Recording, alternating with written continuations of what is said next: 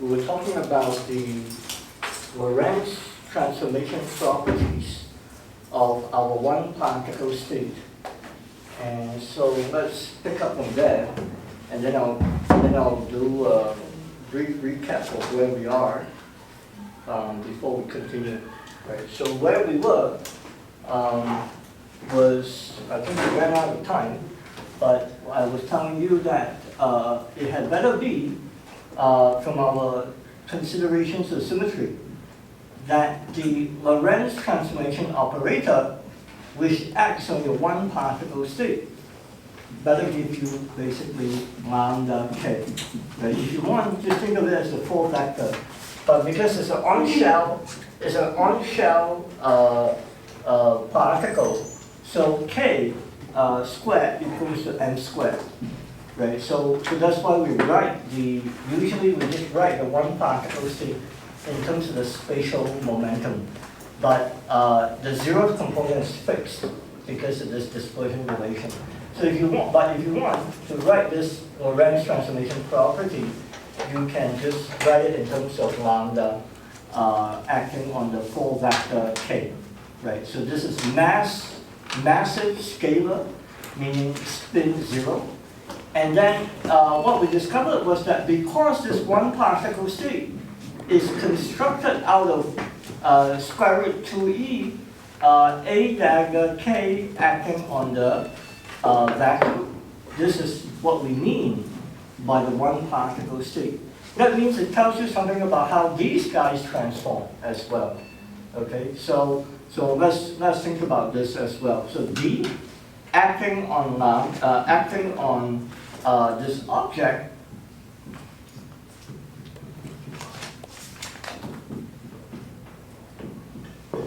must therefore equals to lambda k, which means in fact square root of 2ek, actually 2e lambda k, and then a dagger lambda k, and then acting on the vacuum.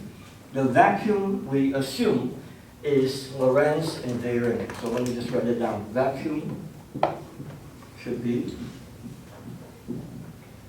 Lorentz invariant. Otherwise, physics will not be the same in all inertial frames, right? There is a subtlety about doing physics in accelerated frames. Maybe I should mention it over here. So it's completely reasonable, of course, to say that because physics should be the same in all inertial frames, therefore the vacuum, that could be the zero particle state of your quantum field theory, whether it's interacting or not, should be the same in all inertial reference frames. But there is a question. What happens if you go to an accelerating frame? And so this is an interesting phenomenon because as some of you who have taken some gravity would know, if you go into an accelerating frame, it's like turning on gravity, essentially. And because in gravity, we do know that turning on gravity does in fact have influence on the vacuum of quantum field theory. It turns out that if you go to even if you're in flat space, if you go to an accelerating frame, it turns out that what you get is called the Unruh vacuum. So maybe I should just write this down as a side remark. So, side remark.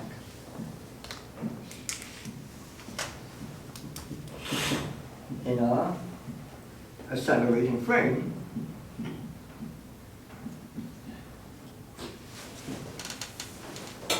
vacuum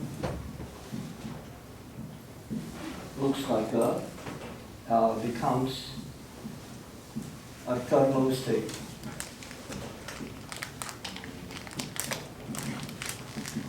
It's called the Unruh. So this is called Unruh. The Unruh. I'm not sure if I'm spelling his name correctly. Unruh vacuum. Okay. So what will happen is that if you are a particle detector in this accelerating frame, you will in fact witness yourself surrounded by a thermal bar of particles. Anyway, I just wanted to mention that. So it's non-trivial. Quantum field theory is non-trivial, even if you are in a particle, even if you are in a vacuum state. If once you go into an accelerating frame. So let's continue with this. So what happens to a dagger, right? So this is what happens. What we know that it has to transform properly under Lorentz transformation. I should mention again that the way we showed that this was Lorentz covariant is to show that this state gives you a Lorentz invariant product, inner product, right? So let me just say this. This obeys Lorentz invariant inner product, meaning we showed the last time that K prime K was Lorentz invariant, and therefore we can be assured that the state itself must therefore transform covariantly under Lorentz transformations. And so now let's figure out how this goes. Here we go, right? So because this is now an infinite dimensional vector space, this in fact is unitary. So what you find is that you have D, and then you have A, let me just pull out the 2 square root 2 EK, and then you have A dagger K, and what I can write is I can write D dagger D acting on the vacuum must be equals to square root 2E lambda K, and then A dagger lambda K acting on the vacuum, okay? So all I'm doing here is I'm inserting a 1. But this guy, as I've said already, gives you the vacuum because the vacuum should be Lorentz invariant. So I'm going to assume that D applied on the vacuum gives you the vacuum.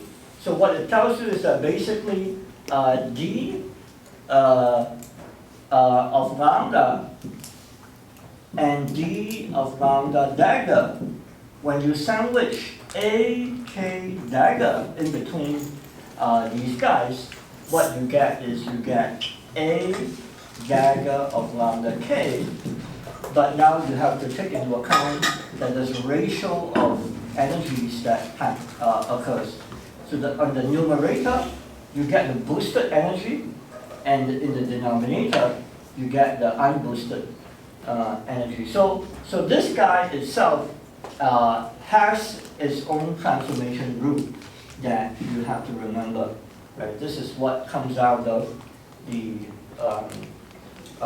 fact that it creates a Lorentz covariant state if you do include, the square root of E factor, right? If you don't, then it's not covariant. Okay, so any questions for me at this point?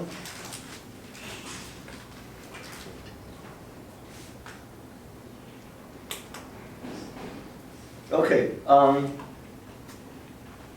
so what we have done so far is to, for those of you who have not been, who may have been busy and not been here, what we did was to start to quantize the scalar quantum field theory, right? And what we discovered was that starting from the quantization condition, that's the analog of x comma p in quantum mechanics.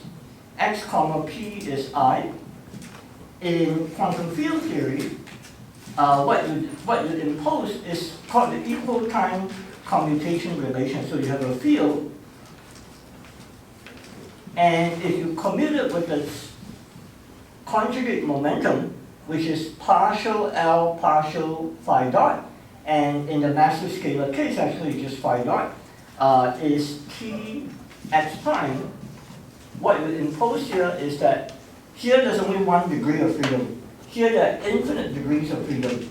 So you get I times a delta function in space. What we found was that this guy is equivalent to the imposing, although we argued, I don't know whether we proved it, but we certainly made an argument that the raising and lowering operators in the Fourier expansion of the Heisenberg field, we're working in the Heisenberg picture, these guys obey the simple harmonic oscillator algebra. So again, in quantum mechanics, if you do simple harmonic oscillator, you will find that each mode, each harmonic oscillator will have A and A dagger, and they will commute to give you 1. But now there's a pair of raising and lowering operator for each momentum mode. And so for each momentum mode, you will have A dagger equals to 1, but because it's an infinite continuous degree of freedom, this will give you delta function of K minus K prime. And I always forget my 2 pi's, so let me make sure I remember it. 2 pi is a convention, depending on your Fourier convention. But this is my convention, so I need to remember that. And this is what gives rise to the particle interpretation. So this is very important. So a lot of the modern books in quantum field theory, for example, if you look at a book written by Tony Z, he begins right away with the path integral. And the question is that, so I will in fact talk about the path integral quite soon, if not today, by next week, because we need to set up perturbation theory. And in the path integral framework, it's the easiest to do it in the path integral framework. But what I do want to emphasize is that I think it's much harder to implement this particle interpretation if you go very quickly into the path integral framework, because you wouldn't be able to see this harmonic oscillator algebra, at least not so easily.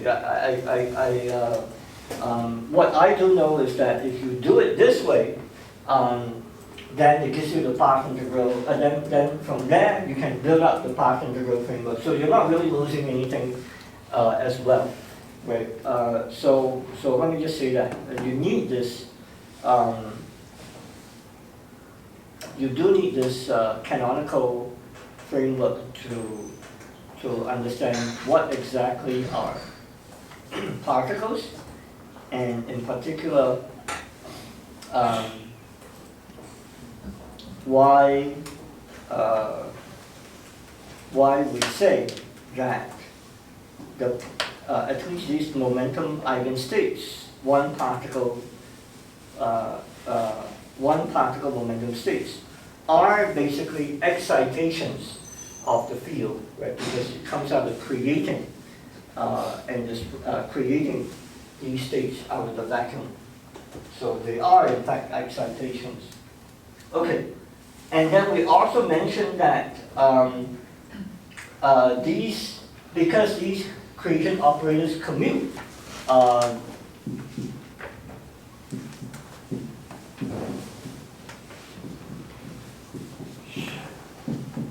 this actually is responsible for both statistics.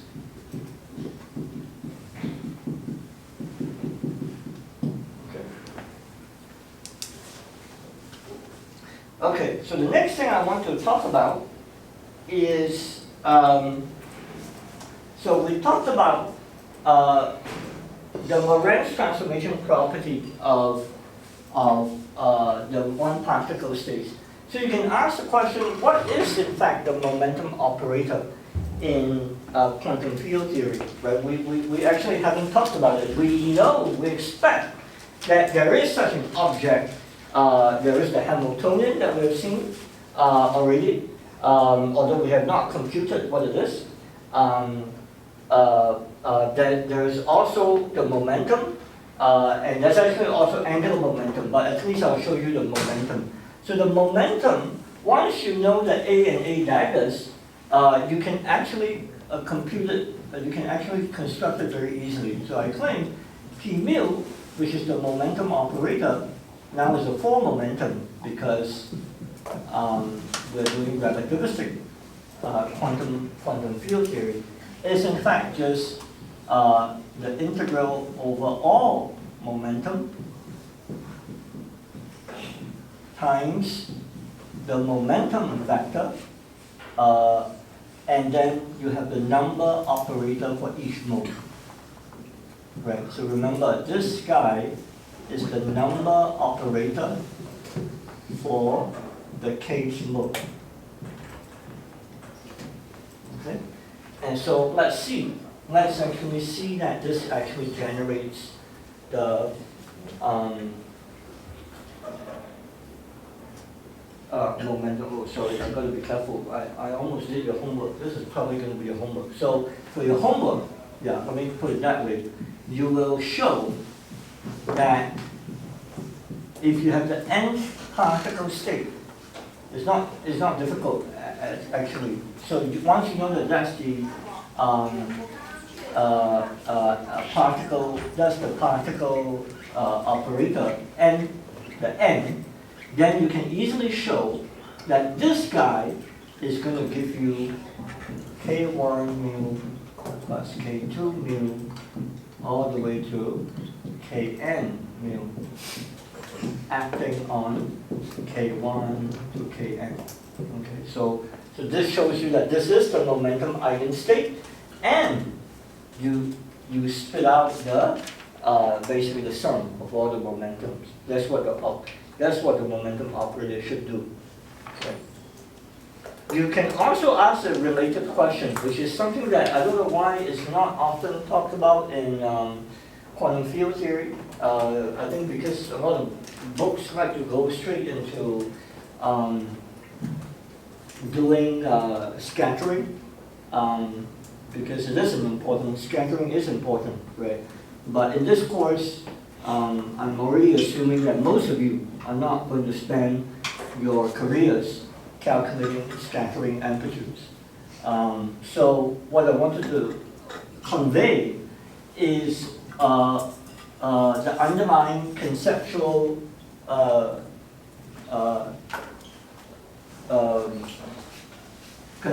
framework behind quantum field theory, which is really symmetry and fields. Right, the combination of symmetries and the quantization of fields. So that's, I hope, something that you at least get away with from here. But what I wanted to mention was we have seen the one particle momentum eigenstates, right? And they show us clearly what we mean by the realization of the explicit realization of Lorentz symmetry applied to quantum mechanics, right? So remember that we expected these modes to exist from symmetry arguments alone.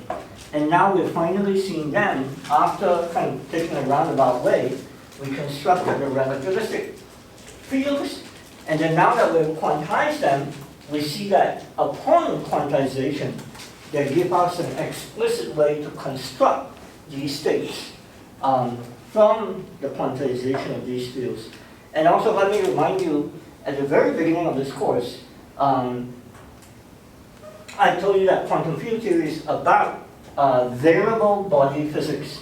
And this is also the beginning of the explicit realization of this fact, right? That K1 to Kn, the thing that I just erased, can be anything you want. N can be anything you want, right? Because once you know how to write down A, K dagger, you can apply to the vacuum any number of times you want, and that formalism will take care of itself, right? And so in fact, later on, when we start talking about scattering amplitudes, you would also see that indeed the number of particles in each scattering process is not conserved. Right? You can go from electrons and positrons to no electrons and positrons. They can annihilate each other, right? For example. But yeah, before we get there, I also want to talk about the one particle wave packet, which is what I don't think is talked about very much. A little bit, but not as much as I would like to see in books. So we have already seen that actually very simple. So we've already seen how to do the one particle momentum. So this is the one particle momentum eigenstate. And in fact, we just wrote down even the momentum operator. Okay, but if you want a arbitrary, so if you want an arbitrary one particle state,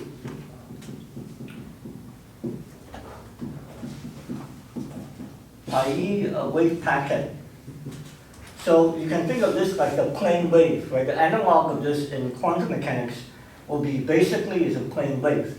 But if you want to construct a more arbitrary, a more generic state, you will have to create a wave packet. And how do you do that? You simply take this guy and superpose it over some weight in momentum space, right? So psi, which I'm going to call my one particle state, is simply this guy, which is the one particle state. But now you don't want it to be a definite momentum. You want your one particle state to now be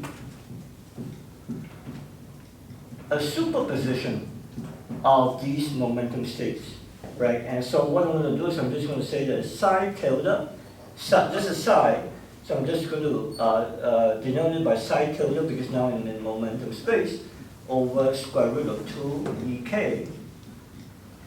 This is just convention, right? I just want to write this down because this weight always shows up in momentum integration. So you can put it there, or not. It's up to you. But in many calculations it will show up. So in fact, that's how you define it, right? It's just a superposition of momentum eigenstates, but it's still a one particle state, right? Because this guy is a one particle state, right? So this is one particle momentum eigenstate, and by superposing it over momentum, you construct a more generic wave packet. So if you ever need to do something like that, you can even generalize it to photons, Dirac fermions, and so on. Fermions are a little bit more tricky. We'll talk about it in a bit, hopefully next week. But psi is one. And so now, so remember that for momentum eigenstates, because it's a wave packet, just like in quantum mechanics, we cannot normalize plane waves to 1, right? The norm cannot be 1, it's a delta function. But once you go to a wave packet, then you can impose that psi is now normalized to 1. Okay, and if you do this calculation, what you will discover is the following, right? This is now the vacuum state, and then you have a momentum, you have two momentum integrals now. One for this guy, which I'm going to call k. So it's going to be psi tilde star of k over square root 2ek. Okay, and then because this is the bra, the thing that created this guy will now become a of k, not a dagger anymore because it's the bra, right? And then I have an integral over k prime, so that will be psi tilde of k prime over square root 2ek prime And then this guy acting on this mode will be A dagger of K prime acting on the vacuum, right? So again, this part will give you psi, this part acting on 0 will give you psi bra, right? But now, the trick, as usual, is to try to move this guy on this side so that it will kill the vacuum, and move this guy on this side so that this guy will kill this vacuum. So the way to do that is to simply write it down as K prime psi star of K psi tilde of K prime over square root of 2 EK square root of 2 EK prime. And then what I'm going to do is I'm going to write this guy as 0 commutator of AK prime dagger. So A dagger minus A dagger A, so I got to plus A dagger A to cancel the second term of this guy. And this guy we know, because we know this is just a commutation relation. So this guy will give us 2 pi to the d minus 1 delta function of d minus 1 of k minus k prime.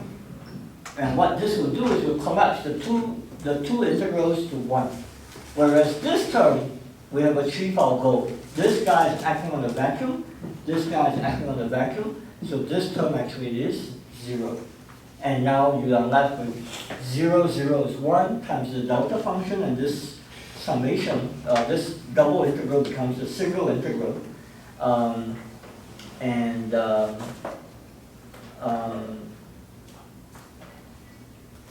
Yeah, and then what we get is that you get k of psi tilde of k squared over 2ek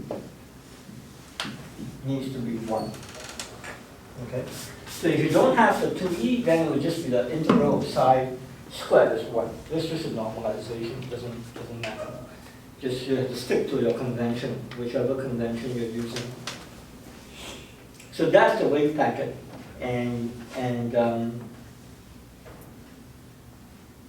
Yeah, maybe I'll take it out in my own notes. There's just a convention. Okay. So you lost. Yes. You lost. Did I?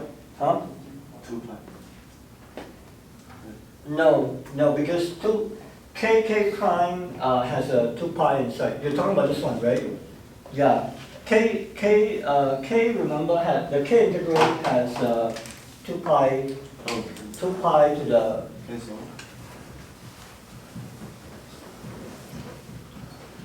2 pi to the d minus 1.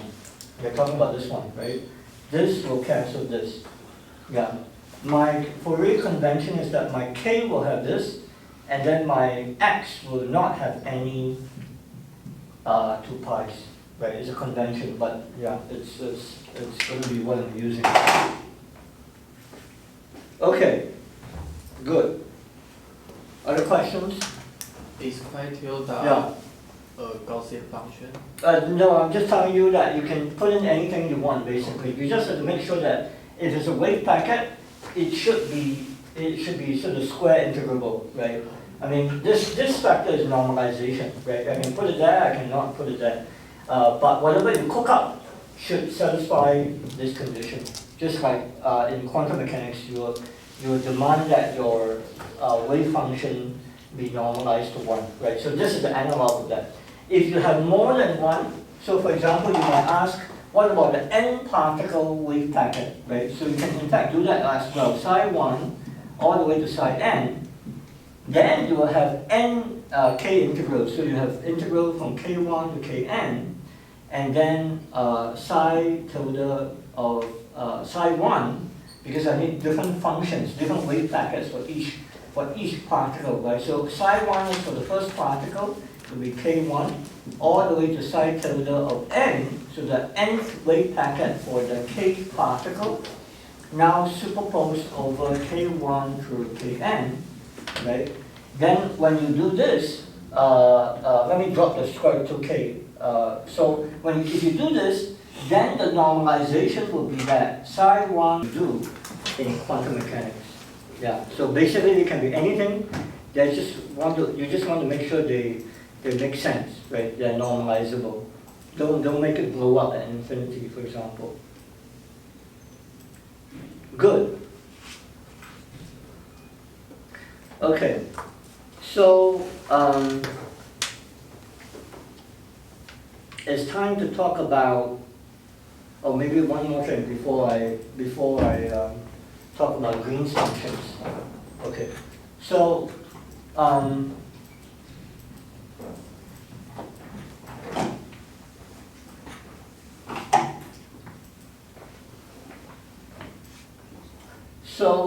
in your homework, you are going to show that the massive scalar has a ground state wave functional that takes this form. E to the is proportional to some factor times the minus 1/2 and the integral over k,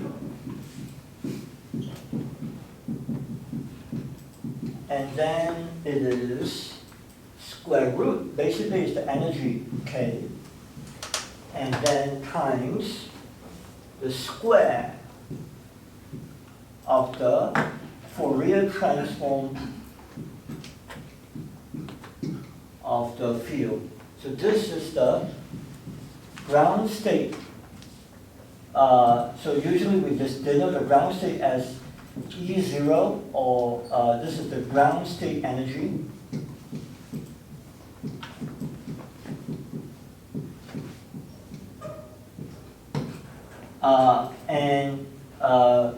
Instead, so in quantum mechanics, the wave function, you can write it in terms of the position eigenstate, or the momentum eigenstate, or any basis you want, right?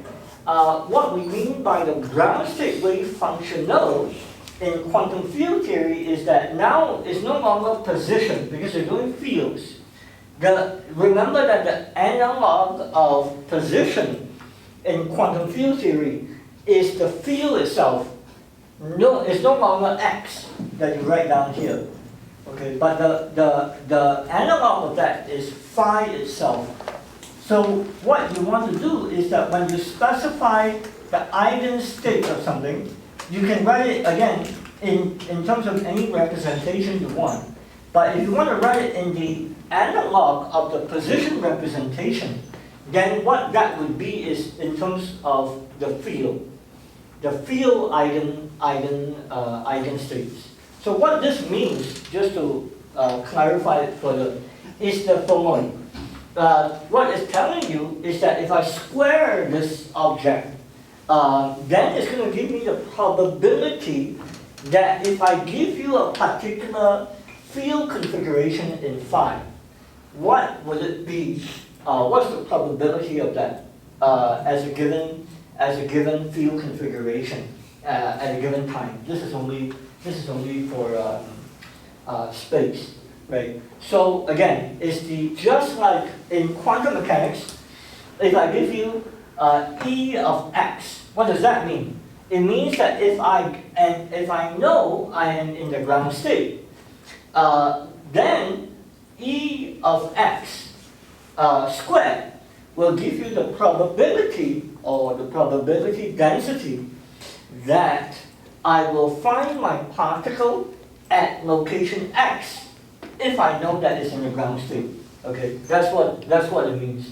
So again, the ground state wave functional means if I know my system is in the ground state, meaning no particles, then I ask the question, what is the probability density that I will find my field psi in a given configuration phi? So it will be a function. That's why it's called a wave functional, not just a function anymore, but it's actually, it will give you, if you give it a function, you have to do the integral, and then it will give you a probability amplitude, right? So square is the probability density. Yeah. And actually the density is in field space. That's why there's this funny constant here, which I'm going to ask you guys to evaluate, right? it would turn out that to normalize this, you have to do a integral over fields. So don't worry about that. Okay, so just to give you a flavor of, this is basically the Schrodinger picture way of doing quantum field theory, but usually people don't do this, but I wanted to mention this again because you guys are not going to spend your life calculating scattering amplitudes. So I want to give you a flavor of the different aspects of the conceptual framework of QFT. Okay, so now we should start doing some Green's functions, because we do actually want to, even though it's not the only thing we care about, but we should certainly know how to calculate some correlation functions, and the spin-off of that is scattering amplitudes, right? So we should build our way to do some actual QFT calculations.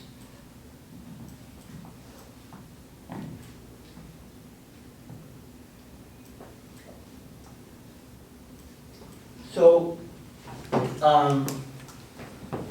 let me cut to the chase and tell you guys the most important thing. Okay, so the most important thing that shows up in QFT is called the Feynman Green's function. So the most important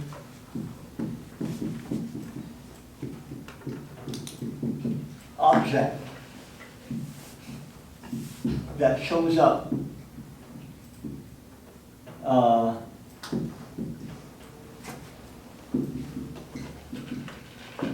in perturbative quantum field theory is the Feynman Green's function.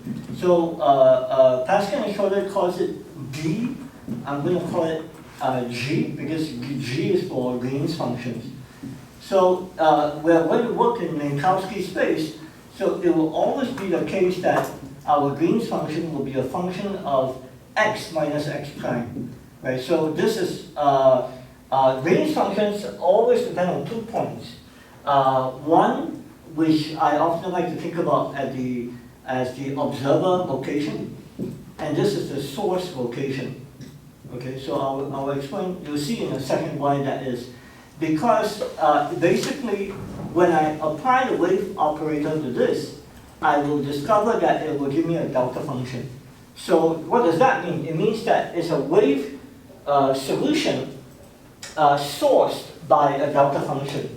But what a delta function means is that it's basically a point source in space-time, right? And so basically it's a point particle that appears and disappears instantly, because it's a point in space-time, not in space, but a point in space-time.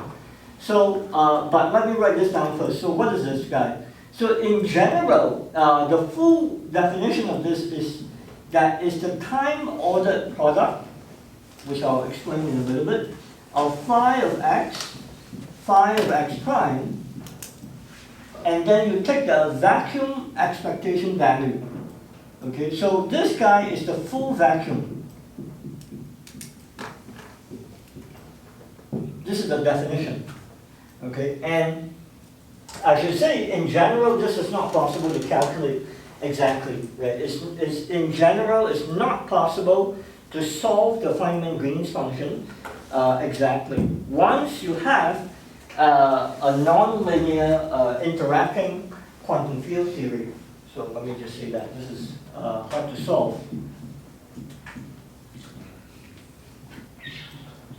for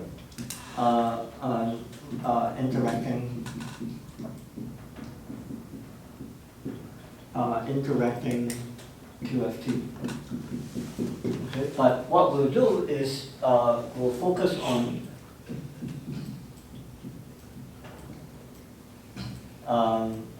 the linear analog counterpart.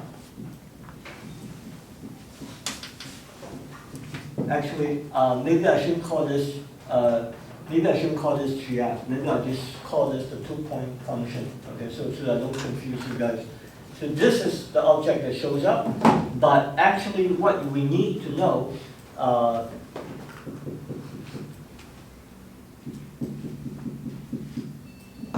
okay, so this is the 2-point function. Let me just say this is the 2-point function. But let me not define it as the Green's function, but instead, so this is hard to solve. So the linear counterpart is what I'm going to call GF. Okay, so GF is in fact defined to be, instead of the interacting vacuum, I will say that this is the non-interacting vacuum. And I will explain this in a little bit in more detail. Time order product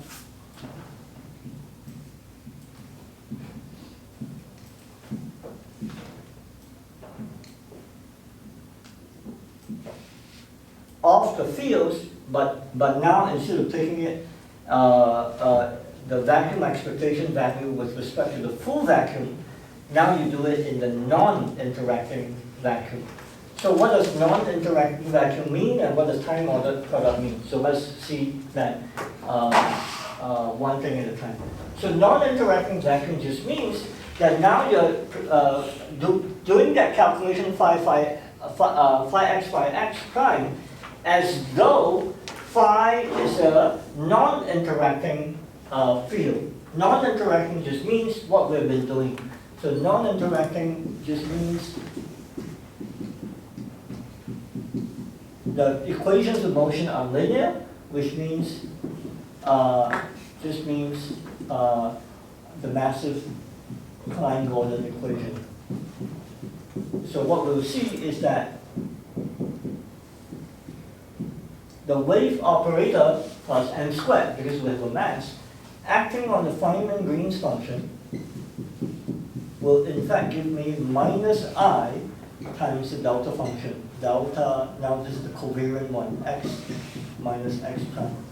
Okay? So this is a covariant equation, but it's non-interacting. So this equation is linear, and because it's linear, we can solve it. And so this is why I say this is the most important object in perturbative QFT. What we're going to do, just like in quantum mechanics, is we're going to start from something we can solve exactly, and then all the hard stuff, the interacting stuff that we cannot solve exactly, we'll use this object to solve for the interacting objects, but now using perturbation theory. So for example, even the 2-point function can be solved in terms of this guy. If you give me a theory, if you give me an interacting theory, we will see in probably by next week how you can solve the interacting 2-point function using this guy, but in a perturbative sense. Okay. So this is what non-interacting means. T, that's the second thing. This means time ordered product.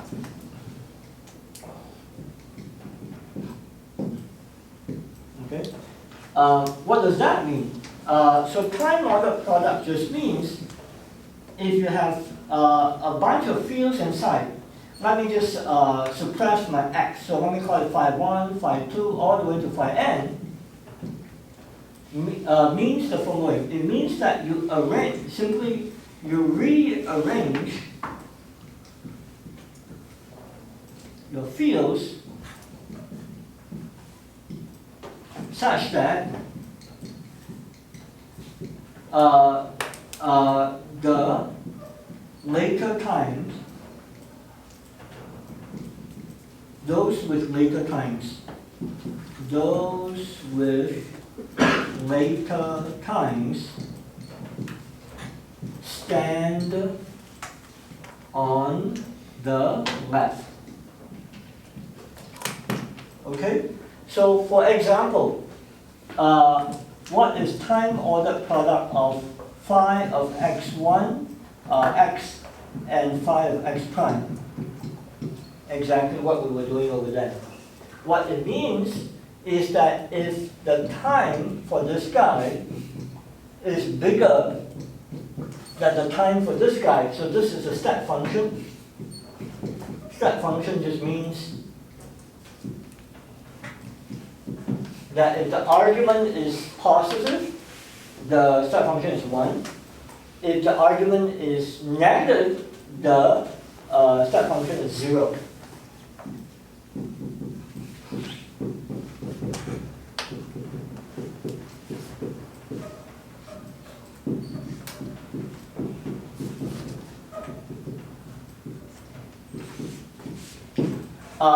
So what it means is that in this case, if t is minus t prime is greater than 0, which means t is greater than t prime, then this guy will be 1, otherwise it will be 0. So therefore, t is greater than t prime, then remember, the later time stands on the left. So this is later time, so it will be on the left, and x prime will be on the right because it has earlier time. But if it's the other way around, meaning if t prime is later than t, then the instruction of time ordered, the time ordered instruction is that phi of x prime must then stand on the left, and phi of x has to stand on the right. So obviously if you have more than 2 fields, then to write it out explicitly will be increasingly complicated, right? So you have more and more step functions to take care of, but at least I want to show you the two-point function, what it means, okay? So remember, we have the mode expansions for these guys because we are only interested in the non-interacting case for now, right? So for now, we in fact know how to solve this in the non-interacting vacuum because we have the mode expansion for this,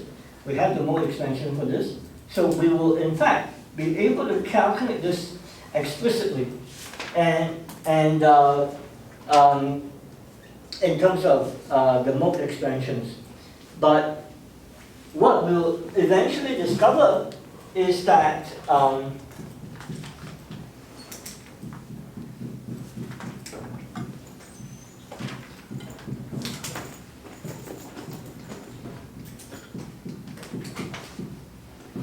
this time-ordered product vacuum, non-interacting vacuum expectation value will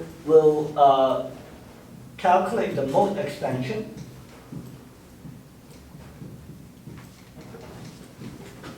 But we will also see that it can be packaged nicely into something that looks like this. I times the covariant, the fully covariant k integral, d-dimensional k integral, and then it will be e to the minus I k, and then the covariant k dotted into x minus x prime, divided by k squared, this is k mu, k squared, minus m squared, and then plus I epsilon, where epsilon is an infinitesimal positive number. So this guy will figure out what it means next time. Let's see, we have about 5 minutes more, right? I need to go a little bit beyond because we've been missing out. So maybe I'll do that first. So if you guys, okay. So if you guys remember your complex analysis,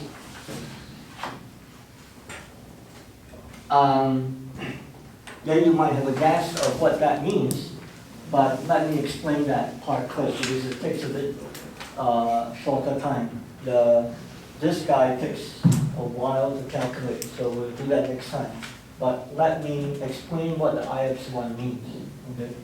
So if you look at an integral like that, and let's focus on the part that depends on the k0 integral. running out of ink here, so we'll do it here. So let's focus on the k0 integral. So you have e to the minus I k0 t minus t prime over k0 squared minus k vector squared minus m squared plus I epsilon. Okay, so what it means is that if you recognize this to be the denominator is actually k minus e energy squared, actually is k minus energy times k0 plus energy. Okay, so ignoring the I epsilon for the moment. But if you put in the I epsilon, what it's telling you, you will recognize is that it's displacing the k0 by just an infinitesimal bit. But let me just tell you what it means. K0 with this I epsilon tells you that firstly it tells you that the poles, if you look at the denominator, the poles are at minus e and plus e. And because of that, when you integrate over k0, you have a problem, right? You will hit a singularity at minus e, and you will hit a singularity at plus e when you integrate over k0. So what this tells you is that there's a particular prescription you need to take when you calculate the Feynman Green's function, and it's actually this. It tells you that you need to do the contour, and then you need to skirt the contour below minus e, and then when you come over here, you need to skirt the contour above.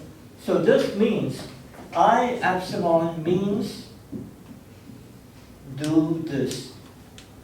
Okay? There are other prescriptions. So for example, if you refer back to our discussion of electromagnetism, then you want to use, if you're doing classical field theory, you want to solve the retarded Green's function. And the retarded Green's function itself is actually the contour where you skirt the contour this way, and you skirt the contour the pole this way and this way. Okay, and the advance will be this way and this way. So what we'll do the next time is we will see what happens when you choose this contour, right? This contour, and figure out at least what happens to the k0 after you make that choice. So this is the Feynman contour. Let me just write this down.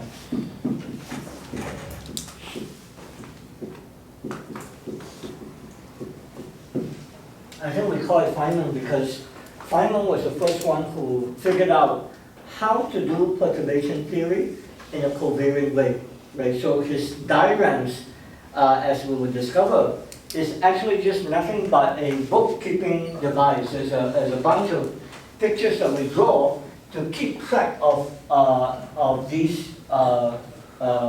So let me just write that down. So F tilde, F tilde in momentum space, you discover is just I over k squared minus m squared plus I epsilon, right? So the Fourier transform is the one in position space, the one that I wrote over there.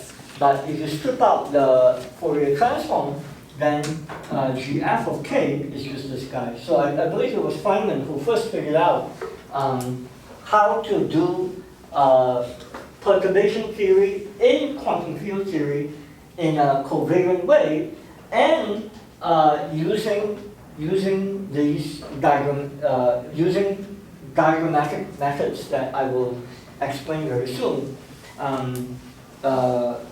Even though I think Schwinger was the first one who pushed the perturbation theory to calculate quantum corrections, right? I don't think Feynman did that. I think Schwinger was the first one who calculated the first quantum corrections. So we will develop all this starting next week, starting from this object. Any questions for me? The physical interpretation is initially we have a vacant state, and later on some particle create at x prime, and then disappear at x, and then come back to different state. Yeah, so what books like to say that? So I think there is a point to that in the sense that if you look at the, at this level it's not clear, right?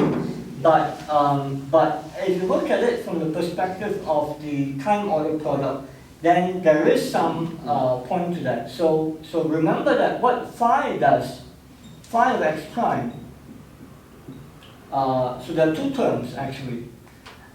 So what happens here is that phi of x has a creation operator inside, right? So what will happen is that the part where you have a k dagger e to the I k dot x prime, this part will create a particle and superimpose it over the momentum eigenstates, right? And then this guy has a part where, let me call it k prime, a k prime e to the minus I k prime dot x. This part will create a state, a one particle state, and superimpose it over all momentum. So you can think of this as a creation of a particle at x, and this part you can think of it as a creation of a particle at x prime. But the tricky part about that interpretation is that it's not just this. It's actually a time-ordered product, right? So if it were just this, then this will be the amplitude of a particle created at x, at x prime actually, and then propagating to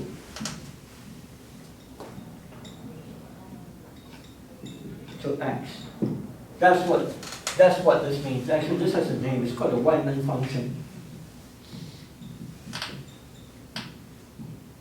These guys are all the pioneers of QFT. That's why there are all these names: Feynman, Whiteman, Schwinger. Anyway, so this is the amplitude. But the Feynman-Green's function has this funny time-ordered product. So I would say the interpretation is a bit more tricky over there. Yeah, it's a bit more tricky.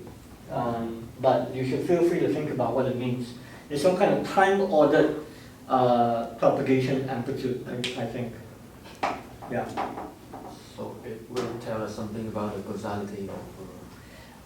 Yeah, so that also is tricky. Yeah, that's why actually I avoided talking about all this because, yeah, so if you calculate this, so you can read this in Pascal and Schroeder.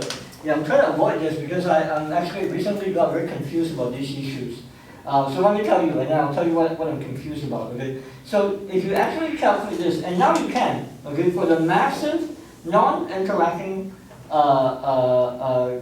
massive Klein-Gordon theory that we have been working with, you can calculate this exactly, and you can find the calculation in Pascal and Schroeder.